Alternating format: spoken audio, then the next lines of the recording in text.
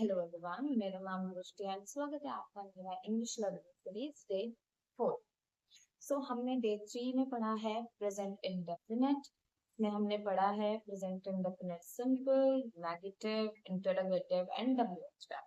ठीक है, इसी तरीके से हम आज प्रेजेंट कॉन्टिन्यूअस स्टार्ट कर रहे हैं, जिसमें हम ये सेम चीजें पढ़ेंगे।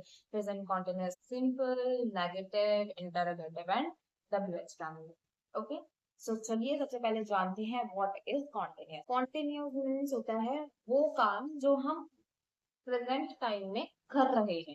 वो काम जो हम कर रहे हैं इस टाइम पे, प्रेजेंट टाइम पे मैं वो काम कर रही हूँ, उसको कॉन्टिन्यूअस टेंस, ठीक है, कॉन्टिन्यूअस टेंस बोलते हैं।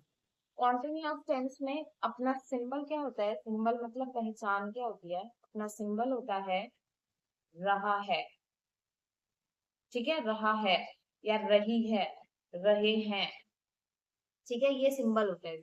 मतलब जिससे पता चल रहा है कि वो काम अभी प्रेजेंट में चल रहा है, वो काम अभी प्रेजेंट में चल रहा है, उसको बोलते हैं प्रेजेंट कॉन्टिन्यूअस टेंस। ठीक है, ये हमारा इसका सिंबल है। इसका रूल बहुत सिंपल सा होता है, बहुत सिंपल होता है इसका। Subject, subject means he, she, it, name, ठीक है, प्लस इज एम आर।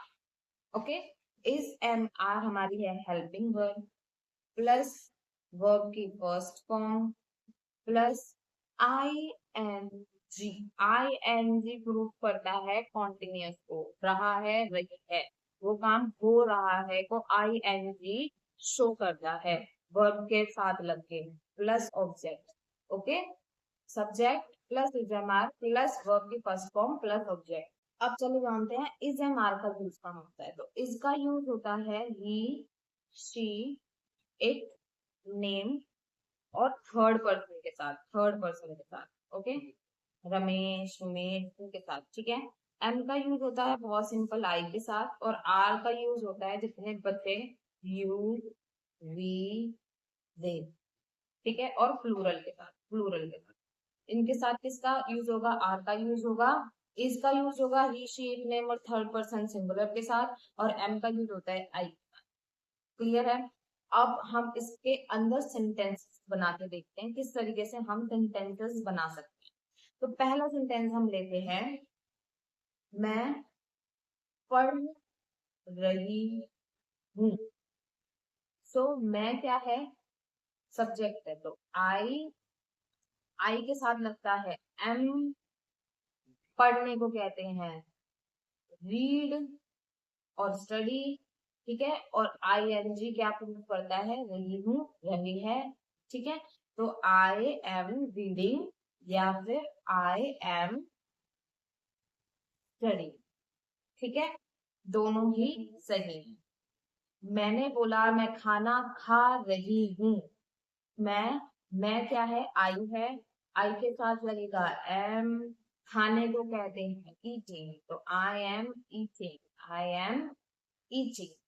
इसी तरीके से मैं बोलूं वह वहां पर खड़ा हुआ है, ठीक है, तो ही, वह लड़का है तो ही, लड़की है तो शी। वह वहां पर, उसके लिए ही और शी के साथ लगेगा इज, तो इज, ही इज स्टैंडिंग। खड़े होने को कहते हैं स्टैंड। और आई एन जी ग्रुप करता है रहा है, रही है, स्टैंडिंग देयर, वहां पर, देयर, ठीक है। सो ही इज स्टैंडिंग देयर, वो वहां पर खड़ा हुआ है। ओके, स्टैंड मतलब होता है खड़ा होना, देयर मतलब वहां पर, ईट मतलब खाना, आई एन जी प्रूव कर रहा है कॉन्टिन्यूअस टेंस को। रीड मतलब पढ़ना, कुछ भी रीडिंग करना, और आई एन जी प्रूव कर रहा है, रही। इसी तरीके से स्टडी का मीनिंग होता है पढ़ना, पढ़ाई करना, लेकिन आई एन जी प्रूव कर रहा है उस चीज को कॉन्टिन्यूअस टेंस में, ठीक है। मैं नहीं, हम चल रहे हैं, हमने अभी तक वी यूज नहीं किया है, तो मैंने बोला हम चल रहे हैं। हम मतलब बहुत सारे लोग हैं। हम को इंग्लिश में कहते हैं वी के साथ यूज होता है आर, तो वी आर वॉकिंग।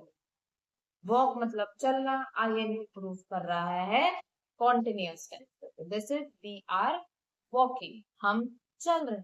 मैं पढ़ा रही हूँ, ठीक है। या फिर नाम ले लेते हैं, दृष्टि पढ़ा रही है, तो दृष्टि, दृष्टि नाम है तो नेम के साथ लगता है हमारा इज, तो दृष्टि इज पढ़ाने को कहते हैं टीच, एंड आईएनजी प्रूव करेगा कॉन्टिन्यूअस टेंस। तो दृष्टि इज टीचिंग, ठीक है।